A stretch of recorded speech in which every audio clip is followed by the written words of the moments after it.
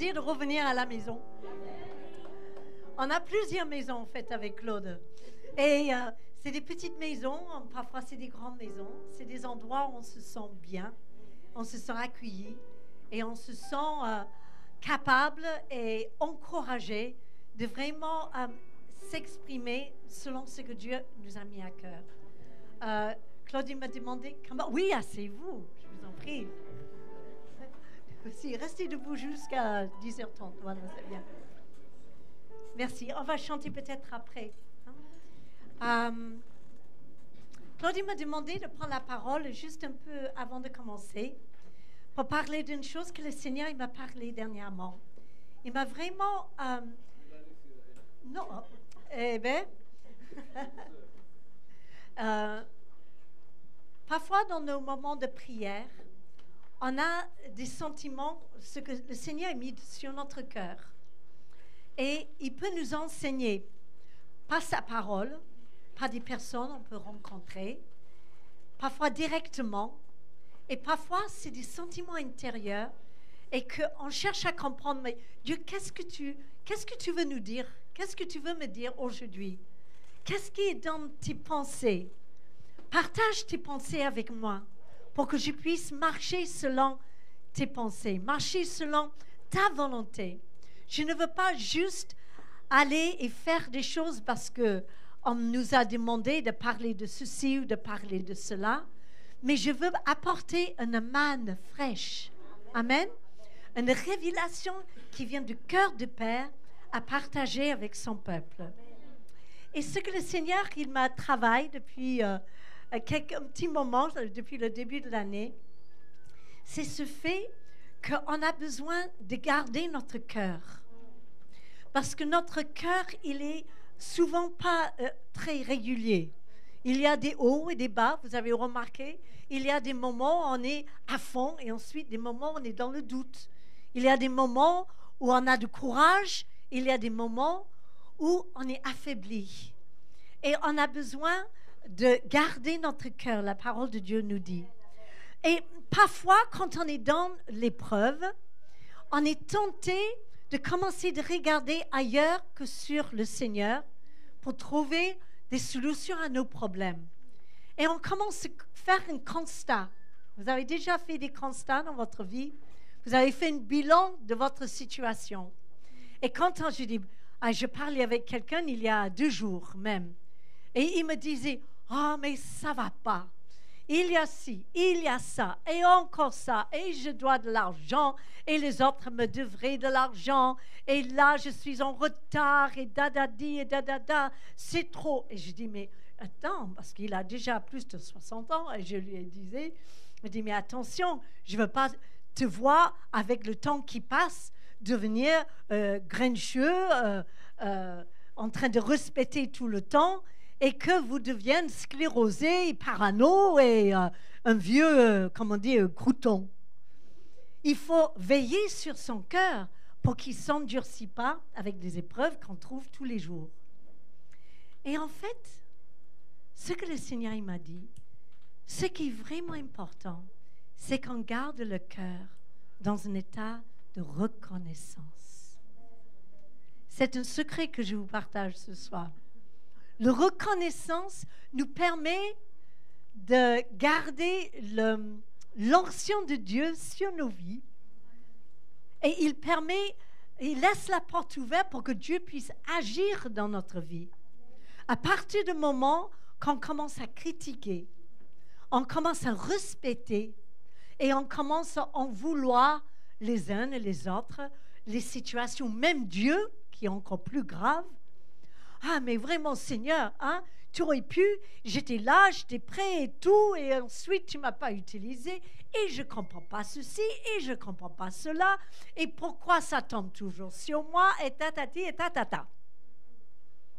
Eh bien, quand on commence à parler comme ça, le Saint-Esprit, qui plane au-dessus de nous, parfois quand on est dans un informe et vide, on est dans une confusion, eh bien, au lieu de s'installer et nous donner de la clarté dans nos réflexions, eh bien, il s'en va. Alors, on a besoin de garder notre cœur, de ne pas respecter. Regardez les Hébreux dans le désert.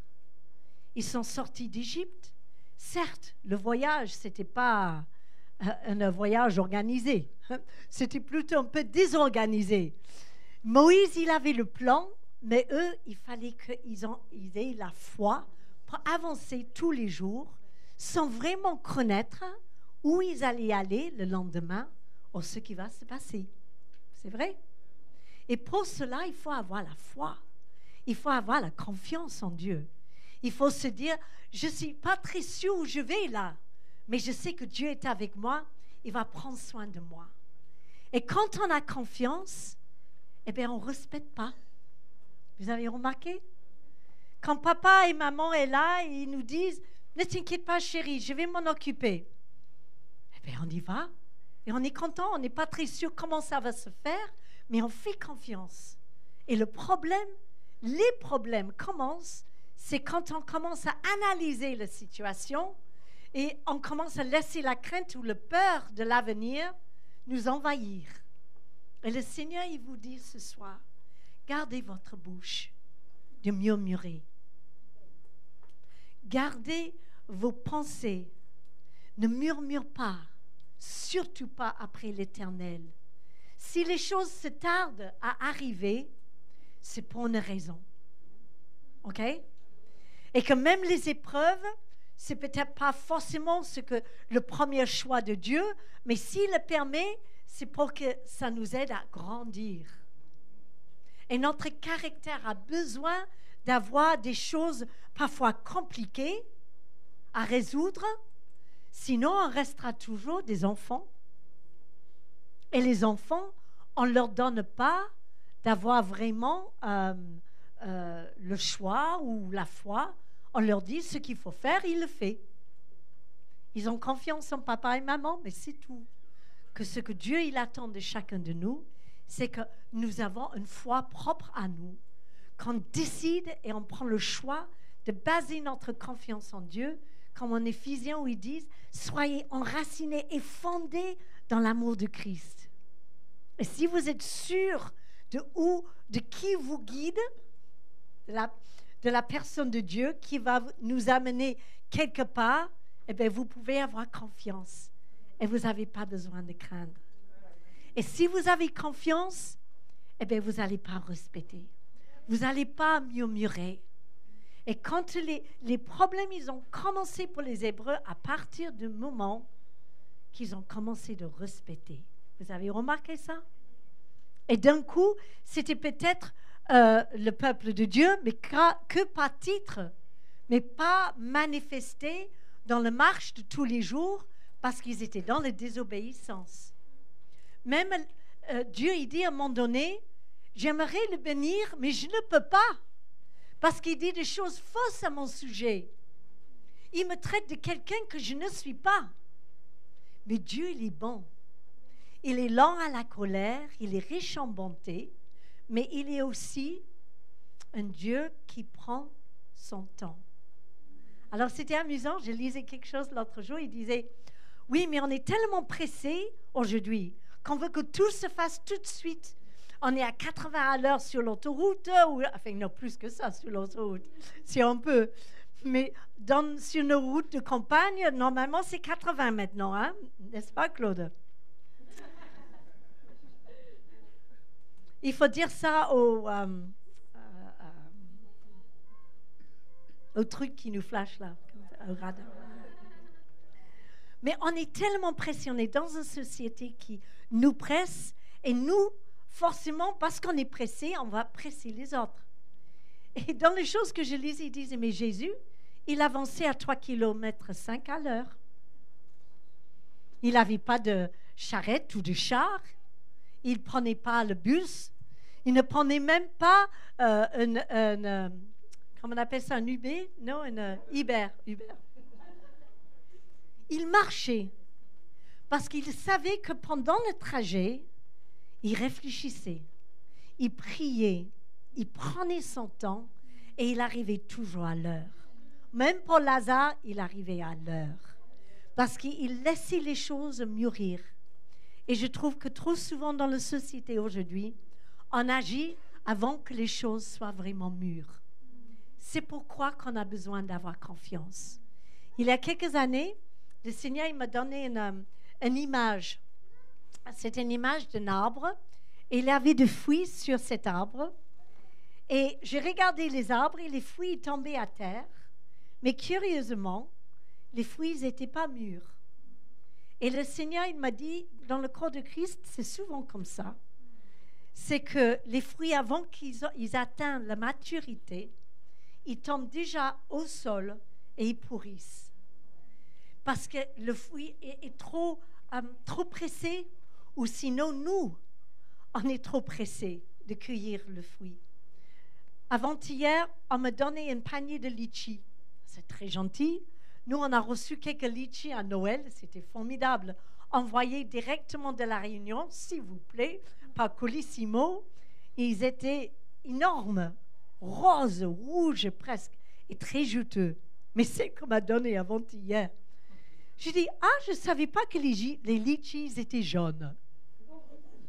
Ils étaient presque blancs. Il y avait un peu de goût, mais ils étaient cueillis avant leur maturité. Expédiés et ensuite vendus 3 fois trop cher dans nos supermarchés. Mais le geste était gentil, on m'avait offert des litchis quand même. Mais je crois que ce qui est important, c'est de réaliser qu'on a besoin, c'est ça, qu'on a besoin vraiment de juste prendre le temps et d'être reconnaissant pour chaque jour que le Seigneur nous donne à vivre. Je vais juste vous donner ce passage qui dit, en Romains 10, 10, « Car c'est avec le cœur qu'on a la foi qui mène à la justice. » Vous connaissez cela. Et dans cette traduction, il dit, « Et c'est avec la bouche qu'on fait l'acte de reconnaissance qui mène au salut. » C'est pas génial ça? C'est un acte de reconnaissance qu'on doit donner à Dieu. Et il attend que ça.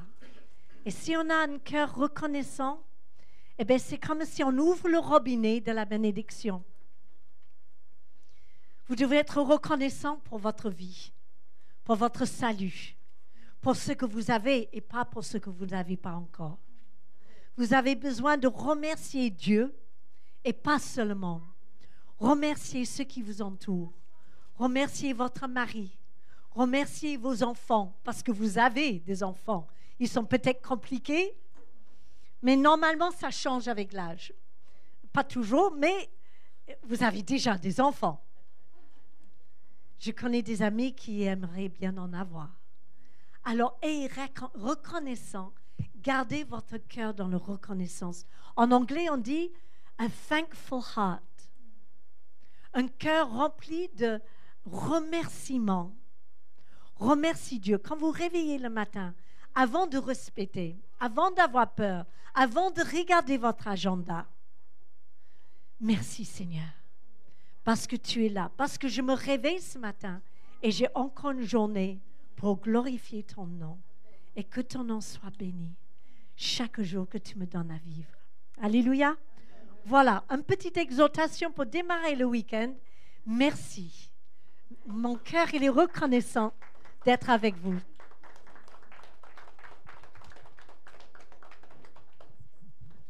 Merci. Est-ce qu'on peut tous se lever? On va remercier le Seigneur. Ça, c'est une bonne habitude à prendre. D'accord? Peut-être on peut même lever nos mains. Seigneur, nous te remercions, nous te bénissons pour tout ce que tu as fait pour nous déjà. Alléluia. Et pour tout ce que tu vas faire. Merci. Je crois que le Seigneur veut nous encourager, veut encourager plusieurs personnes ce soir. Certainement il y avait quelque chose de prophétique dans ce que Julia a partagé. Au fur et à mesure qu'elle parlait, je sentais qu'il y avait quelque chose de prophétique.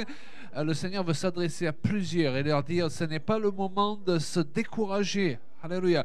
Tu es allé trop loin pour faire marche arrière maintenant. Voilà la parole du Seigneur à plusieurs personnes.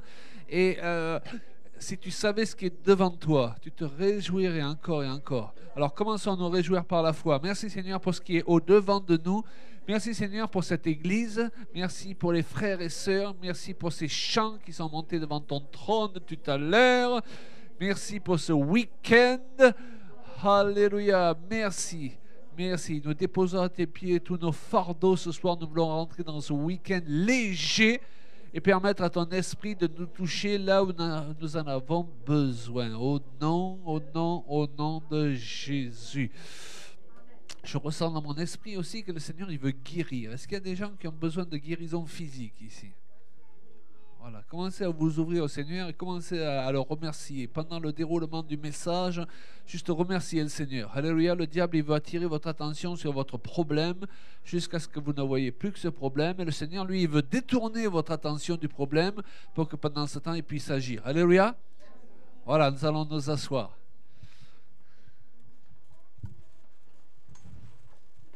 La Bible dit d'ailleurs, cherchez premièrement le royaume de Dieu et toutes choses vous seront données par-dessus. Et le thème justement que nous avons annoncé pour ce week-end, c'est comprendre comment affermir notre identité de fils et de filles du royaume. Alors j'aborderai ce thème plus en détail demain soir. Et ce soir, on va plus parler de ce qu'est le royaume. Si nous sommes des fils et des filles du royaume, c'est important de bien comprendre ce qu'est le royaume. Vos pasteurs m'ont dit que vous avez eu quelques enseignements sur le sujet aussi dernièrement, et je crois qu'ils seront complémentaires. Il y a des moments où le Seigneur il veut appuyer sur un point, n'est-ce pas? Et on se retrouve à recevoir des personnes qui ne savent pas pourquoi, elles ne se sont pas consultées les unes avec les autres, mais elles ont à cœur de parler sur le même sujet. Elles l'abordent sous une forme différente, avec des onctions différentes, et nous sommes là pour recevoir le tout. Amen. Juste une petite page de publicité comme nous avons l'habitude de le faire. Nous sommes assez productifs. On a reçu le dernier livre de Laurence. Là. Alléluia. Vous aussi, ça écrit sec. Et la dernière fois, on avait surtout ce livre sur le couple. Donc certainement, il y aura une table qui sera mise à la sortie comme la dernière fois, à partir de demain peut-être. Et cette fois, on a sorti ce livre qui s'appelle « Libérer les cœurs de père ». Et j'aurai l'occasion d'en parler demain après-midi dans la réunion sur les hommes. Il y a une véritable démission dans notre société et dans les églises aujourd'hui. Amen. Démission des hommes en général. Vous avez remarqué, dans la plupart des églises, on voit des tas de femmes, des tas de jeunes filles et des moins jeunes qui aiment le Seigneur, qui prient, qui sont consacrés. Alléluia. Et nous, on le sait parce qu'on voyage beaucoup. Mais on a du mal à trouver autant d'hommes aussi consacrés. Et je crois que Dieu il veut rétablir un équilibre dans les temps dans lesquels nous sommes entrés. Il y a une démission des hommes en général. Parfois on dit, où sont passés les hommes? Amen. Et je crois que les femmes, ces femmes-là veulent se marier avec des hommes, mais des vrais. On en parlera demain après-midi. Alléluia. C'est-à-dire des hommes qui sont engagés pour Dieu, qui sont engagés pour leur église, qui sont engagés dans la société, qui sont engagés en tant que père, en tant que mari. C'est un ministère, le ministère de Marie. Et croyez-moi, c'est du boulot. N'est-ce pas, chérie? Le ministère de père, c'est un ministère. C'est pas juste je fais des enfants et puis après je les laisse se débrouiller tout seuls. Amen. Et donc, nous traitons de ce sujet. On s'est rendu compte que les blessures du cœur de beaucoup de gens viennent de la mauvaise relation qu'ils ont eue avec leur père ou l'absence de leur père. Alors ça ne veut pas dire que la présence de la mère n'est pas aussi importante, bien sûr, mais ça serait le sujet d'un autre livre. On ne peut pas tout traiter d'un seul coup. Mais on se rend compte que c'est le père qui met le cachet sur l'identité de son enfant. Et souvent, lorsqu'on n'a pas reçu ce cachet à un moment donné, on va chercher cette approbation de toutes les manières, souvent des mauvaises. Amen. Donc on a besoin d'être guéri dans ce domaine et on a besoin aussi de redécouvrir notre Dieu comme étant notre Père. Alléluia. Donc voilà de quoi traite ce livre et j'en suis content. Alléluia. Tiens, je te l'offre, chérie. Donc ce soir, on voudrait parler du royaume de Dieu. Dans Luc 9,2, il est dit que Jésus envoya ses disciples prêcher le royaume de Dieu et guérir les malades. Donc la guérison physique fait partie du message du royaume de Dieu. D'accord? Donc le message de la bonne nouvelle, évangile signifie bonne nouvelle, est indissociable du royaume de Dieu. D'ailleurs, le Seigneur l'a appelé la bonne nouvelle du royaume. Et pourquoi il est important ce soir d'insister là-dessus et tout au long du week-end? Eh bien, parce que je me suis rendu compte qu'on peut se tromper de bonnes nouvelles. Parfois, j'entends certaines personnes qui sont, zélées, qui parlent bien du haut de l'estrade, mais je me dis, la personne n'est pas en train d'annoncer la bonne nouvelle du royaume. Vous savez, on peut annoncer la bonne nouvelle de mon église. Et ne vous méprenez pas sur ce que je veux dire, c'est important d'avoir une église locale dans laquelle on est engagé, alléluia. Et il faut des églises locales, amen. Mais ce n'est pas la bonne nouvelle de mon église. Parce que si je me concentre sur annoncer la bonne nouvelle de mon église, qui se résume souvent à dire « venez avec nous, et si vous n'êtes pas avec nous, à la rigueur, vous devenez des chrétiens de seconde catégorie », je ne travaille plus pour les intérêts du royaume. Je travaille pour les intérêts de mon église, de ma dénomination, amen. Mais vous ne pouvez pas imaginer ce qu'une petite église peut produire comme fruit lorsqu'elle a la mentalité du royaume. Avec Julien, on a été pasteur pendant plus de 20 ans. On a été pasteur de 2 assemblées. Et c'est vrai qu'on ne peut pas dire qu'une de ces assemblées a un jour atteint 1000 membres ou 2000 membres. On a connu toute une période où on montait à 150, on montait à 200, on redescendait à 100. Vous connaissez ça? C'est le fonctionnement d'une église évangélique classique. Amen? Voilà. Et parfois, je me disais, mais pourquoi on ne continue pas à prospérer? Et je suis décomplexé depuis que je vois que la plupart des églises évangéliques en France vivent la même chose. Amen? Sinon pire. Mais je me suis rendu compte que tous les gens qui sont passés par cette église au cours des années, c'était des milliers. Et qu'aujourd'hui, dans toute la région du Var, vous avez du mal à trouver une assemblée où quelqu'un n'a pas été un jour sous le ministère de Claude et Julia Payan. Est-ce que vous comprenez? Mais l'idée, c'était pas de bâtir mon royaume, c'était d'œuvrer pour le royaume de Dieu. Et quand je débarque dans une de ces églises, que je dis « Ah, tiens, lui, je me rappelle, il s'était converti lors de cette réunion, ou cette personne avait été guérie, ou celle-là, elle a été relevée, peu importe où il se trouve. » J'ai ce sentiment de ne pas avoir perdu mon temps parce que j'ai œuvré pour le royaume de Dieu. Mais si j'ai la mentalité simplement de la bonne nouvelle de mon église, mentalité éthique, étriquée que beaucoup d'évangéliques ont malheureusement, eh bien, le message que j'annonce, il devient tronqué.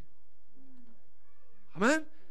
Vous comprenez pourquoi il est important de ne pas se tromper de message. C'est la bonne nouvelle du royaume. C'est la bonne nouvelle de ce que, et j'y reviendrai, Jésus veut régner dans nos vies et dans tous les domaines de notre vie. Ce n'est pas la bonne nouvelle que si tu es dans mon église et dans ma dénomination, oh, tu es supérieur aux autres. Ce n'est pas la bonne nouvelle aussi de mon grand ministère.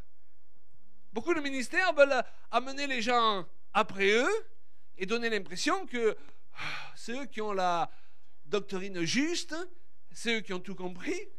Et beaucoup de gens aujourd'hui, c'est la mode, veulent qu'on les appelle prophète un tel, apôtre un tel, et les 3 quarts des gens qui ont ces titres ne correspondent à rien à ces titres.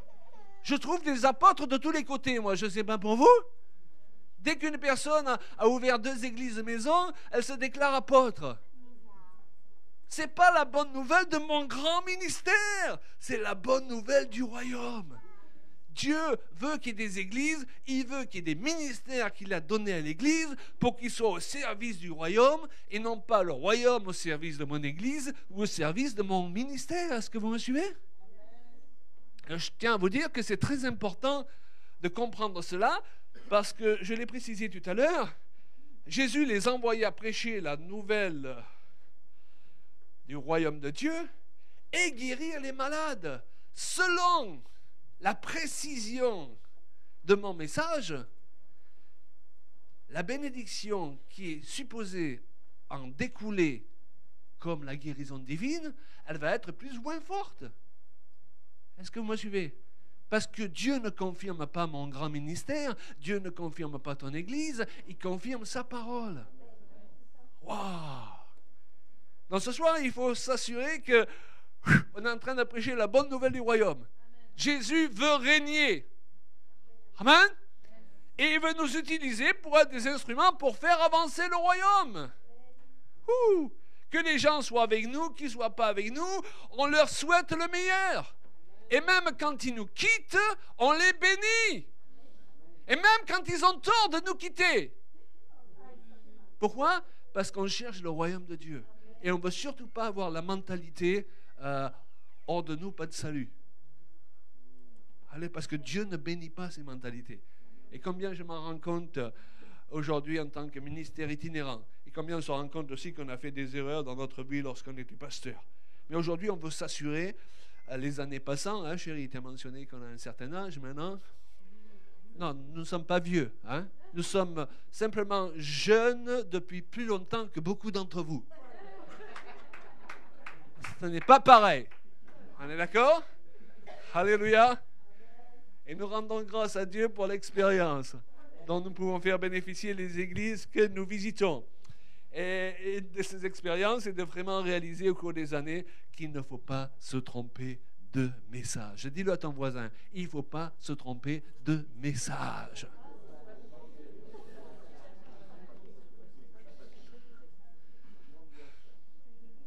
Alors, le royaume de Dieu, il correspond à plusieurs choses. Le royaume de Dieu, il correspond à une location, un lieu. Il correspond à un code de vie, à un état d'esprit. Un lieu, pourquoi? Parce que vous savez qu'il y a un lieu dans le ciel, on peut l'appeler le troisième ciel, où Dieu se trouve, il y a une représentation de Dieu, même s'il remplit tout l'univers, il est sur un trône. Amen. Et c'est le royaume des cieux. Alors, le royaume de Dieu, c'est quoi? C'est le royaume des cieux qui veut se répandre dans tout l'univers qui a été pollué par le péché. Dans l'Église est sur cette terre, tu es sur cette terre, tu reçois un ministère, un appel, un service à exercer pendant le temps que tu passes sur cette terre pour faire avancer le royaume de Dieu, c'est-à-dire pour répandre le royaume des cieux là où il ne se trouve plus. Dans le royaume de Dieu, c'est une annexe du royaume des cieux. Amen. Manifesté entre autres par l'Église et à travers l'appel que Dieu nous adresse. Vous savez, c'est comme à l'époque de l'Empire romain. La base de l'Empire romain, c'était Rome, c'était l'Italie aussi. OK? Mais à un moment donné, l'Empire romain s'est répandu sur la moitié du monde.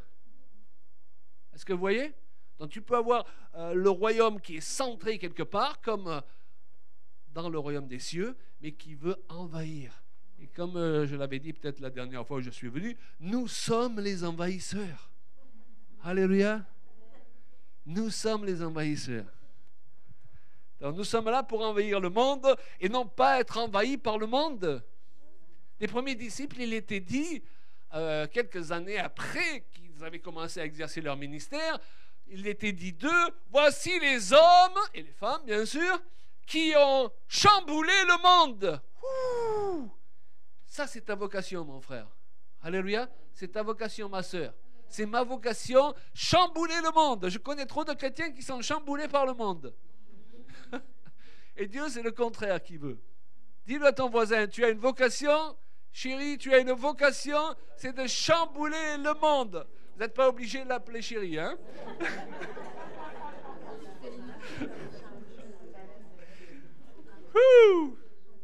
Voilà, nous avons une vocation, c'est de chambouler le monde. Luc 17, 21, on ne dira point, il est ici, il est là, car voici le royaume de Dieu est au milieu de vous. Dieu veut envahir, avant de nous faire envahir le monde, il veut d'abord envahir tous les domaines de notre vie. Dieu veut envahir notre portefeuille. Amen. Dieu veut envahir ma relation avec mon conjoint. Dieu veut envahir ma relation avec mes enfants. Alléluia. Dieu veut envahir mon corps aussi pour me rétablir si je suis en mauvaise santé. Le royaume de Dieu veut envahir tous les domaines où le diable a mis, permettez-moi l'expression, sa patte. Donc le royaume de Dieu doit envahir notre foyer, nos finances, notre volonté, notre famille, marquer sa présence sur notre lieu de travail, dans notre village, dans notre ville, à travers des chrétiens que Dieu utilise différemment les uns des autres à cette fin. Donc les chrétiens ne doivent pas être des personnes qui s'enferment dans l'Église pour se protéger du monde, mais qui vont dans le monde, chacun selon son appel, je le répète, pour en envahir les diverses sphères.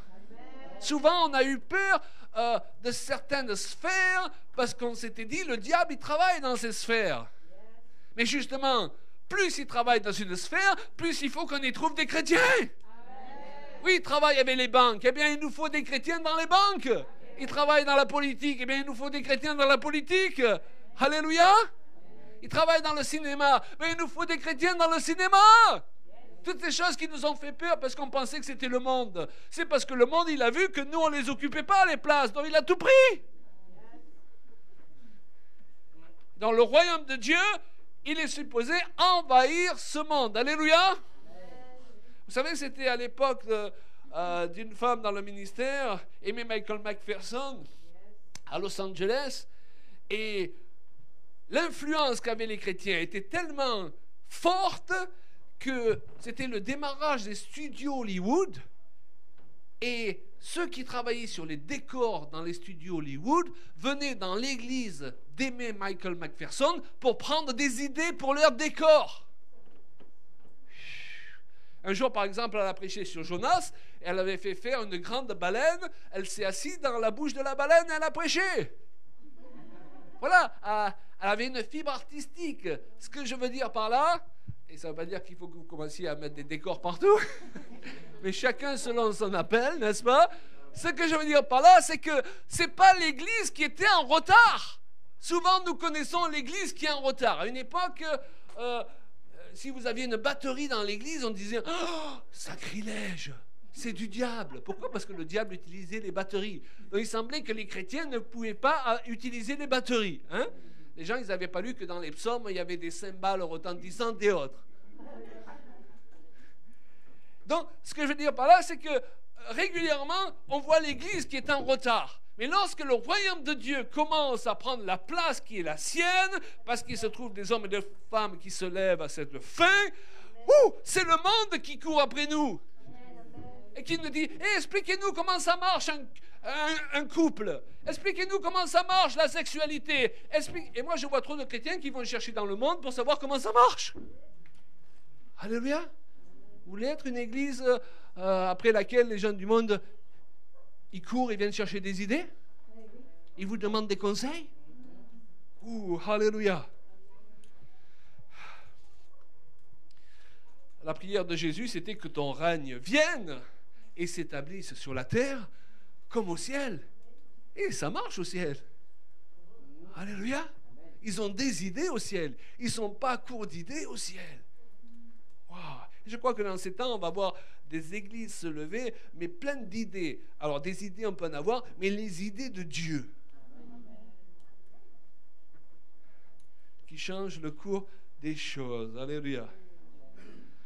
Je crois que nous allons vers une période où la lumière et les ténèbres vont s'affronter sur la terre comme rarement ils se sont affrontés dans le passé. Mais moi, j'ai une bonne nouvelle pour vous, frères et sœurs. N'ayez pas peur.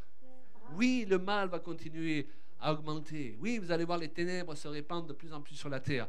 Mais rappelez-vous ce passage d'Ésaïe. Les ténèbres remplissent la terre, mais sur toi l'Éternel se lève. Amen. Et je voudrais vous dire que les ténèbres, c'est une occasion, pourquoi pour le chrétien? Pour briller. Souvent, nous voudrions briller au soleil. Nous avons ces chrétiens qui voudraient que tout marche bien dans l'église. Ils voudraient avoir une église où tout marche parfaitement. Mais si tout marche parfaitement, on n'a pas besoin de toi. Amen. Amen. Par contre, là où ça ne marche pas, tu peux prouver ton onction. Wow. Les gens, parfois, ils viennent dans les églises, ils disent « il n'y a pas l'onction là. » Ben, fais-la venir. Et avec les enfants, ça ne marche pas. Ben, bienvenue. Et si tu n'as rien à proposer, est-ce que vous comprenez? Je ne peux parler que si j'ai quelque chose de mieux à proposer. Donc là où il y a des ténèbres, c'est l'occasion pour moi de prouver l'appel que j'ai reçu. Beaucoup de gens voudraient qu'on les mette sur l'estrade simplement parce qu'ils nous ont dit j'ai tel appel. Mais non, il faut qu'ils le prouvent. C'est trop facile. Il faut d'abord que tu sois confronté à tes ténèbres, façon de parler, c'est-à-dire aux ténèbres que Dieu te demande d'éclairer. Waouh! Donc quand tu vois des ténèbres, au lieu d'en avoir peur, dis chic alors. Et tu cours vers eux. Si tu sens que ce sont les ténèbres que Dieu t'a demandé d'éclairer. N'ayez pas peur des ténèbres. Parce que la lumière brille du sein des ténèbres. Et plus ta lumière est forte, plus on remarquera qu'elle brille par rapport à l'épaisseur des ténèbres. Ouh! Ça, c'est la mentalité du royaume de Dieu. Donc, vous voyez, le royaume de Dieu, c'est une location, c'est un lieu, c'est une mentalité aussi. C'est là le royaume de Dieu. Alléluia! C'est une manière de parler à sa femme. C'est une manière de parler à son mari. C'est le royaume de Dieu, ça. Souvent, le royaume de Dieu n'est pas établi en nous. On voudrait l'établir à l'extérieur. Ce n'est pas possible. Il faut d'abord l'établir. Le royaume de Dieu est au milieu de vous, a dit Jésus. Donc, il nous faut la mentalité du royaume de Dieu. Luc 12, 31, cherchez plutôt le royaume de Dieu. Cela signifie que nous devons chercher à comprendre ce qu'est le royaume de Dieu, comment il fonctionne. Et nous savons que nous ne sommes pas de ce monde, parce que dans ce monde, le mal est de plus en plus appelé bien, et le bien mal. Vous avez vu à la télévision, dans les talk-shows ou autres, dès que quelqu'un prononce aujourd'hui le mot moral, il se fait tomber dessus par tout le monde. Il se fait presque insulter. Il a osé prononcer un gros mot. Dire oui, ça ne correspond pas à la morale. La morale, mais on n'en est plus là. Et nous, on croit à la morale. Alléluia. On croit que sans une morale qui vient de Dieu, la vie n'est pas possible ici-bas. Mais nous vivons dans un monde qui ne veut plus la morale. Mais le royaume de Dieu est fondé sur la morale et la justice. Romains 14, 17, le royaume de Dieu, ce n'est pas le manger, le boire, mais la justice, la paix, la joie aussi, on y reviendra, par le Saint-Esprit. Ouais, pour avoir la justice, il faut qu'il y ait de la morale. Dans le royaume de Dieu, on ne vole pas l'autre, on ne profite pas de l'autre, on ne commet pas d'adultère. Pas parce que la Bible dit de ne pas le faire, mais parce que le royaume de Dieu, il est en nous. Parce que la religion, finalement, c'est faire toutes ces choses-là sans avoir vraiment dans le cœur de le faire. Et ça ne nous justifie pas. Et je m'étonne toujours pourquoi il faut expliquer parfois à des chrétiens pourquoi il faut faire bien. Non, il faut leur expliquer à cela comment naître de nouveau d'abord.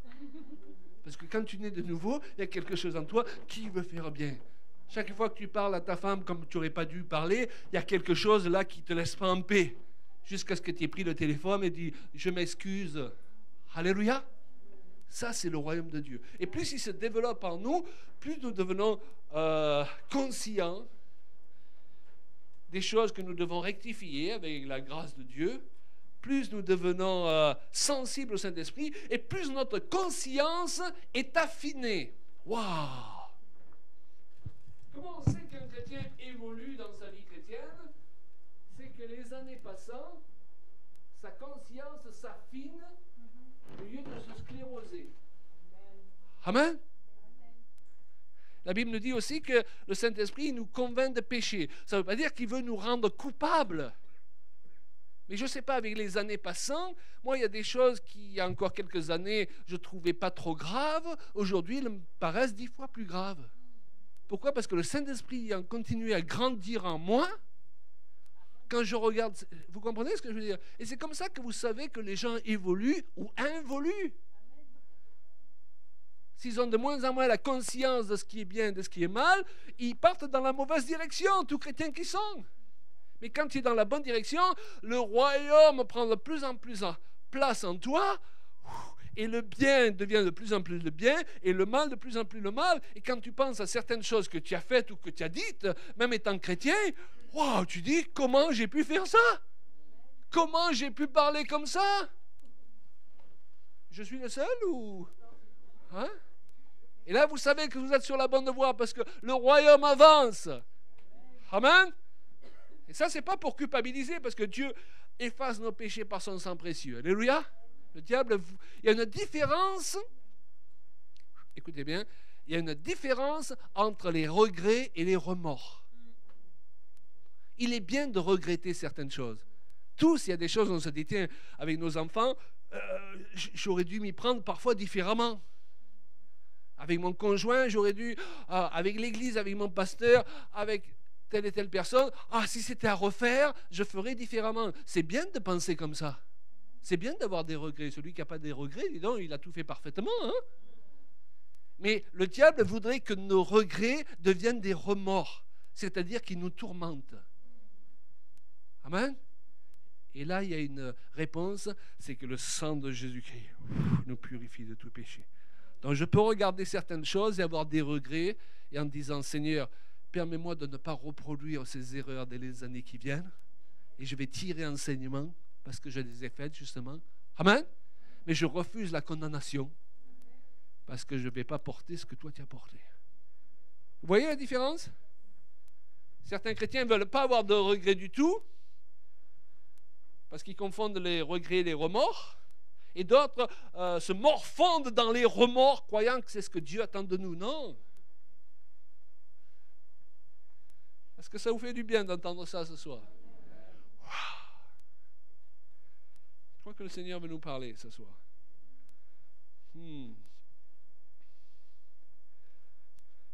Donc dans le royaume de Dieu, la grandeur se mesure à la capacité de service et de sacrifice qu'on peut avoir vis-à-vis des autres.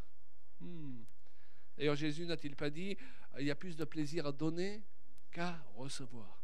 Voilà. La mentalité du royaume, c'est pas donnez-moi, donnez-moi, donnez-moi.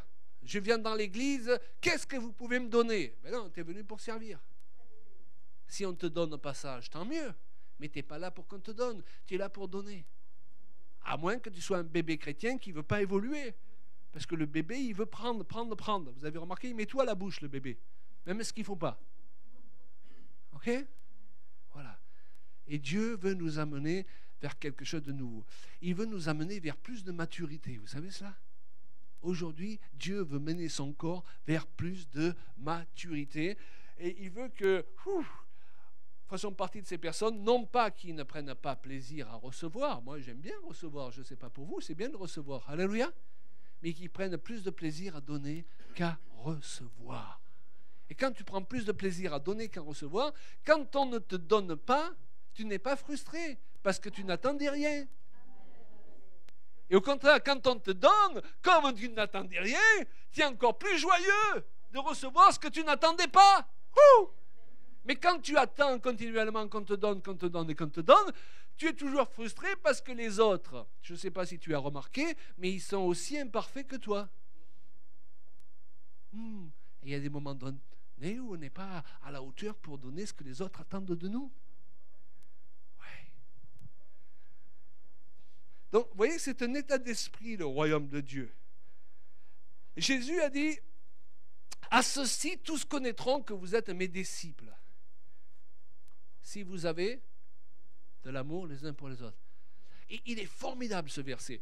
J'ai bâti tout un enseignement là-dessus. Ça sera peut-être pour une prochaine fois. Dernièrement, j'ai réécrit tout un enseignement sur ce verset, tellement je le trouve puissant. À ceci, tous verront cela. Voilà ce que le Seigneur est en train de nous dire. Donc, il y a quelque chose à voir. Amen. À ceci, tous verront finalement que vous êtes de dignes représentants, on pourrait paraphraser, du royaume de Dieu. À ceci, tous verront que vous êtes mes disciples. Donc, le monde est supposé voir quelque chose. Voir quoi? À l'amour que vous avez les uns pour les autres. Vous savez, le mot amour, il est la traduction de plusieurs termes grecs. Dieu, lorsqu'il nous parle de cette sorte d'amour, il ne nous parle pas de celle qui consiste à dire hey, « je vous aime bien tous là ». Il parle de l'amour agapé. Vous savez, on peut aimer sa femme en disant « hey, chérie, je t'aime bien quand même. Hein? » Wow. Mais ce n'est pas cet amour-là dont il est question. C'est l'amour agapé. L'amour agapé, c'est celui qui dit que le mari soit prêt à donner sa vie pour sa femme. Ça, c'est pas le même amour. C'est l'amour dont Jésus a dit, il n'y a pas de plus grand amour que de donner sa vie pour ses amis. Et souvent, pourquoi ça ne marche pas dans l'Église? Parce que les uns avec les autres, on se contente d'avoir un amour sympa qui ne correspond pas à ce verset.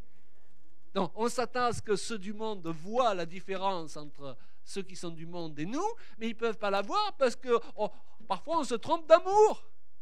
Et donc, nous devons aller dans une dimension de cet amour, alléluia, où on est prêt à donner notre vie les uns pour les autres.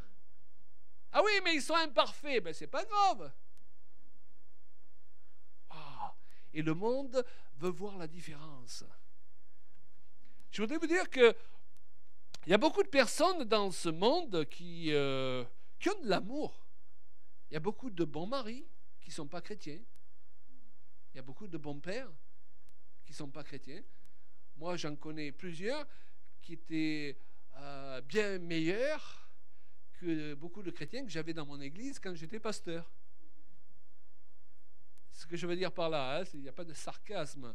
Ce que je veux dire par là, c'est si ceux qui ne connaissent pas le Seigneur peuvent faire aussi bien, sinon mieux que ceux qui connaissent le Seigneur, ce verset perd tout son sens.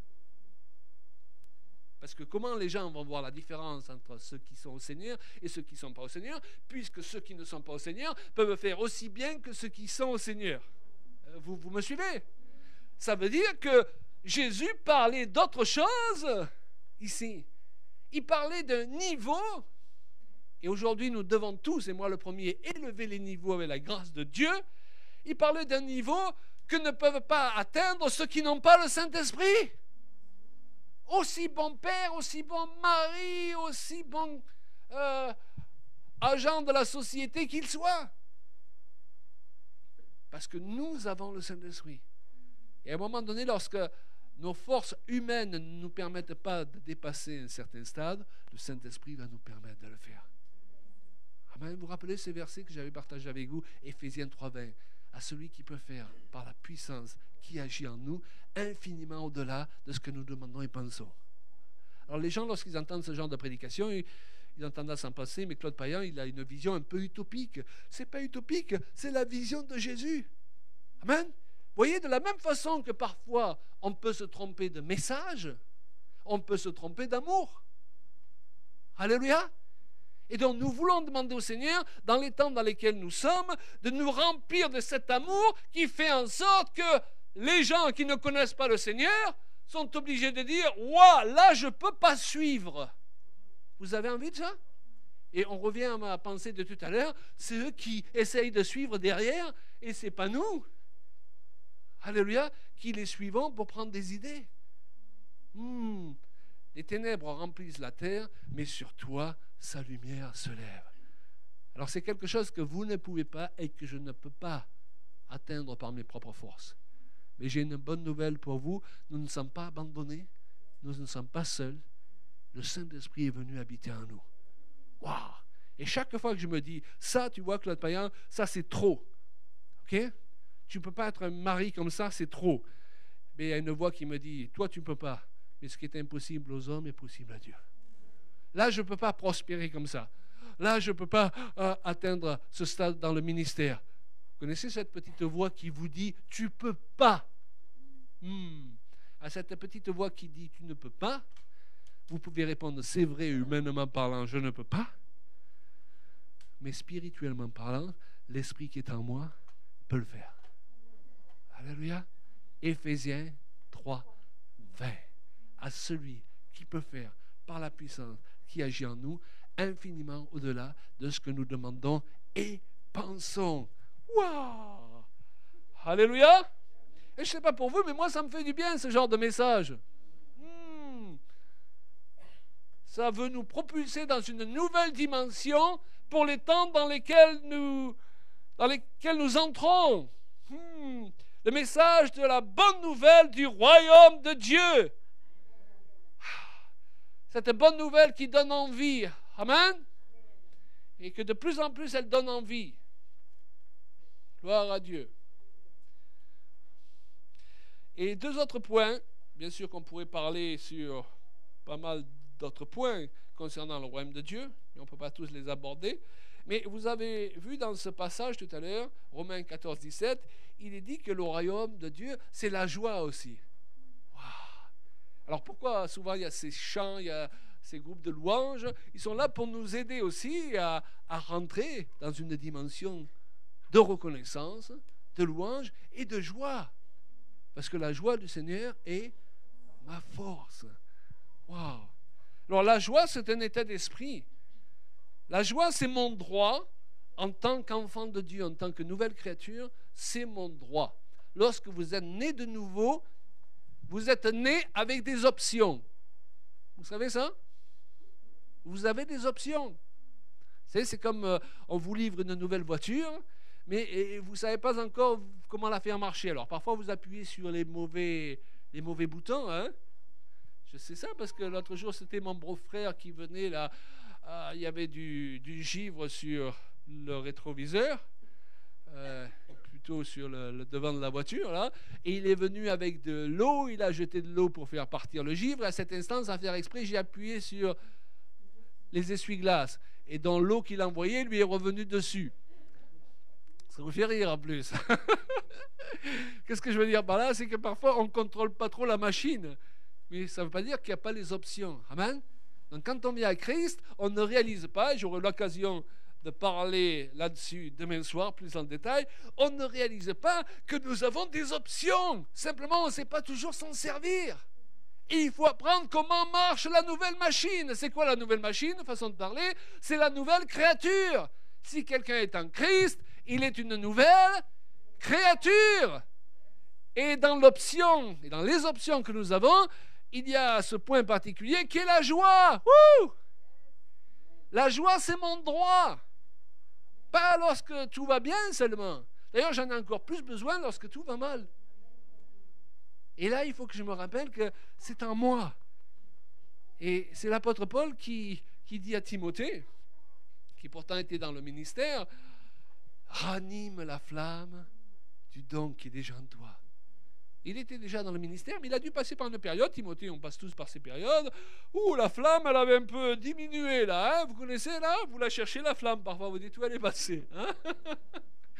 Quelqu'un a dû jeter un seau d'eau. Hein? Vous êtes sur votre lieu de travail, on vous crie dessus. Le diable essaie beaucoup de tours pour que la flamme s'éteigne. Et parfois, vous croyez qu'elle est éteinte, mais elle ne peut pas s'éteindre. J'ai une bonne nouvelle pour vous. Elle ne peut pas s'éteindre. Amen. C'est pour ça que même quand vous êtes rétrograde ou que vous vous éloignez du Seigneur, je l'ai vu avec mes deux fils, et quand ils commencent à revenir au Seigneur, d'un coup, wow, il y a tout ça qui remonte à la surface. Moi, j'avais un fils, quand il était petit, il tapait tous mes cours bibliques. OK? Mais c'est là. Il s'est éloigné du Seigneur, et extérieurement, on aurait pu dire, ça y est, il n'y a plus rien à l'intérieur. Mais non, quand il voyait un prédicateur, il disait, ça je le sais, ça je le sais, ça je le sais, ça je le sais. C'était tout là. Et plus il se rapproche du Seigneur, plus ça remonte à la surface. Et des fois, on parle avec lui, je dis, bah, ça c'est le Saint-Esprit, ça. La flamme, elle ne part pas. Hein? Elle ne part pas. Et la joie, c'est pareil. Et c'est la parole qu'un jour vous avez donnée Julia, quand on était venu faire un week-end, et on avait prêché sur la joie du Seigneur et ma force, justement. Et vous avez dit que le Seigneur lui avait clairement parlé, ne laisse personne ravir ta joie. C'est ton droit. Mais ça, c'est un état d'esprit. C'est l'état d'esprit du royaume. Amen. Et le deuxième point, je ne sais pas si j'en avais parlé la dernière fois, mais il est tellement important. Dans les Hébreux, chapitre 12, verset 14, l'apôtre Paul, pareillement, nous dit recherchez la paix avec tous. Dans le texte grec, et selon les traductions, c'est même pas le mot rechercher, c'est poursuivez. Mais même poursuivez, c'est pas assez fort parce que le texte grec, il emploie un terme là qu'on ne retrouve pas vraiment dans d'autres endroits. On pourrait même dire, mais qu'est-ce qui lui prend à Paul d'utiliser ce terme en grec? C'est un terme qui avait rapport avec la chasse. Poursuivez la paix. Eh bien, il est en train d'employer un terme qu'on employait dans le langage de chasse pour dire poursuivez le cerf. Que vous voulez, okay? Poursuivez le sanglier, poursuivez. Alors quand on réfléchit, pourquoi il a utilisé ce terme? C'est parce qu'il veut nous faire comprendre que pour un chrétien, la paix, c'est pas l'état d'esprit de dire tiens, j'avais la paix aujourd'hui, je l'ai perdue. Je suis promené dans la rue, hop, d'un coup je me suis retourné, plus de paix. J'avais la paix, je me suis levé, les enfants ont fait du bruit dans la maison, plus de paix. J'avais la paix aujourd'hui, vous connaissez ces chrétiens qui ont la paix, eh bien elle part vite, hein? C'est la paix boomerang, vous savez. Ah, j'avais la paix aujourd'hui, ma femme est allée faire des courses, je lui ai dit chérie, surtout n'oublie pas une boîte de galettes de telle marque, ma marque préférée. Elle est revenue, elle s'était trompée de marque, j'ai perdu ma paix. Parfois, les gens, il leur en faut pas beaucoup. Vous avez remarqué, les chrétiens, c'est les mêmes chrétiens qui, le dimanche matin, ils lèvent les mains en disant « Nous sommes l'armée de Dieu ». T'es l'armée de rien du tout. Hey, le diable n'a pas peur. Ça lui fait pas peur. Alléluia. Le diable, ce qui lui fait peur, c'est des gens qui perdent pas leur paix si facilement. Et dès qu'elle s'en va, tu fais quoi? Tu lui cours après, parce que tu es un chasseur de paix. Ton conjoint, il dit quelque chose de désagréable, tu renchéris pas de suite, parce que tu es un chasseur de paix. Donc tu dis quelque chose de gentil. Amen. Et tu évites l'escalade. Quelqu'un dans l'église, il t'a pas dit bonjour, tu le prends pas personnellement. Je suis rejeté. Et là, ils sont facilement rejetés, hein? Ah là là, on me rejette. Calmos. Ma femme n'est... On avait parlé sur les couples la dernière fois, hein? Ma femme n'est pas d'accord avec moi. Je me sens rejeté. Mais non, c'est son droit de ne pas être d'accord tout le temps avec toi. C'est votre droit de ne pas être d'accord avec moi ce soir. Alléluia.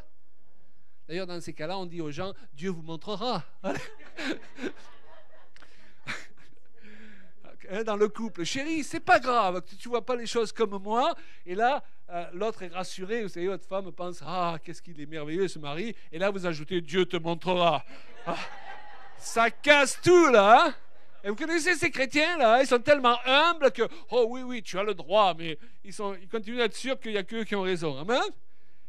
Non.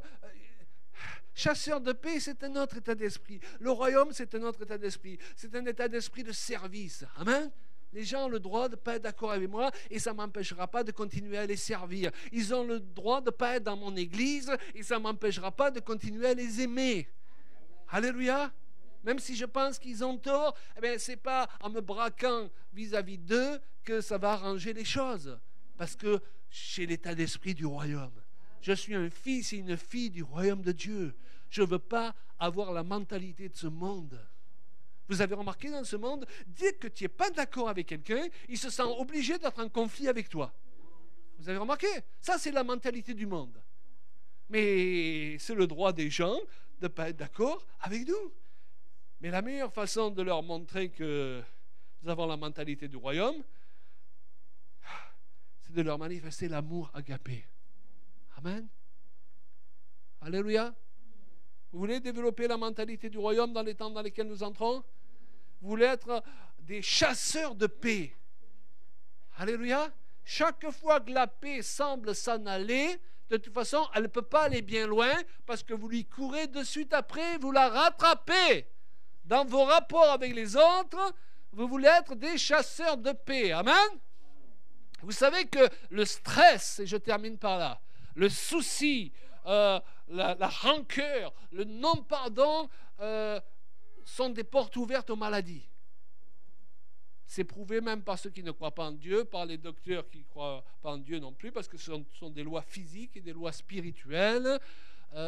Toutes ces choses agissent sur notre système immunitaire et l'affaiblissent. Il est prouvé que la joie, par contre, agit sur notre système immunitaire pour le fortifier. La paix agit sur notre système immunitaire pour le fortifier. Alléluia! C'est pour ça que Dieu il a prévu que son peuple soit un peuple en bonne santé. Amen. Donc si vous avez Besoin de guérison ce soir. Je ne sais pas quelle est votre situation. Vous n'êtes pas obligé de rentrer dans ces situations que je viens de donner là non plus. Hein. Tous les cas sont différents. Mais si vous êtes quelqu'un qui avait une tendance au stress, une tendance au souci, une tendance à vous sentir facilement rejeté, sachez que d'abord il faut fermer cette porte. Parce qu'on peut prier sur vous autant qu'on veut. La porte est ouverte, l'adversaire y re-rentre. Amen. Alléluia. Et quand je parle de rejet, vous savez, ce n'est pas pour dire au peuple de Dieu, vous devez comprendre ceci et cela. Beaucoup de serviteurs de Dieu souffrent de rejet. Ils veulent enseigner au peuple de vivre des choses qu'ils ne vivent pas eux-mêmes. Dès qu'on n'est pas d'accord avec eux, ils sont prêts à nous maudire, ils sont prêts à parler mal sur notre Église, à parler mal sur notre ministère. Et il ne faut pas qu'on ait cette mentalité. Alléluia. Parce que ça, c'est la mentalité du royaume des ténèbres. Et il ne faut pas se tromper de royaume. Amen. Venez, on va se lever. Alléluia. Je voudrais que les personnes... je vais d'abord prier de manière générale, ok? Et recevez avec foi cette prière. Père, nous prions pour ton peuple que tu aimes, pour lequel tu as des projets. Nous prions pour ces jeunes hommes, ces jeunes femmes. Nous prions pour ces personnes plus âgées. Nous prions pour ces familles qui sont représentées ici ce soir. Nous prions que le royaume avance. Que le royaume avance dans cette église. Que le royaume avance dans leur vie. Que le royaume avance au nom de Jésus-Christ. Que le royaume avance dans ma vie, moi qui ai prêché ce message, en sortant de ce week-end, de ce séminaire, que le royaume prenne une dimension plus grande dans ma vie, dans notre vie avec Julia, au nom de Jésus. C'est ce que nous voulons. Seigneur, alléluia, je crois que c'est la prière de plusieurs d'entre vous. Nous n'avons pas signé pour marcher avec Jésus et vivre les choses à moitié. Nous avons signé pour voir la gloire du royaume. Hein, vous êtes d'accord? Alléluia. Parfois on se dit, mais attends là, c'est pas toujours ce qu'on voit dans le corps de Christ. Eh bien, il faut bien qu'il y en ait qui commencent à se lever pour montrer l'exemple. Hein? Parfois on attend les exemples des autres personnes et ils n'arrivent pas, donc on reste là où on est. Bien, autant devenir nous un exemple que d'autres pourront suivre. S'il n'y a jamais quelqu'un qui commence, il n'y aura jamais personne à suivre. Alléluia. Donc il y a une parole pour plusieurs ce soir. À travers ce que je suis en train de dire, je sens que c'est vraiment prophétique. Et la Bible nous dit justement qu'à un moment donné, le Seigneur il réveilla l'esprit de Zorobabel, l'esprit de Josué, qui à leur tour réveillèrent l'esprit du peuple. Amen. Donc ça commence par certaines personnes qui laissent leur esprit être réveillé. Alléluia. Et regarder le peuple et le critiquer, ça n'arrange rien. Mais dire, écoute, je vais l'aider en étant parmi ceux qui se lèvent. Et après, ils auront des modèles à suivre. Ça coulera de moi sur eux. Alléluia. Je vais leur faciliter. Alléluia. Merci Seigneur. De prier le Seigneur ce soir. Mettez-vous devant lui. Je sens qu'il y a vraiment un dépôt.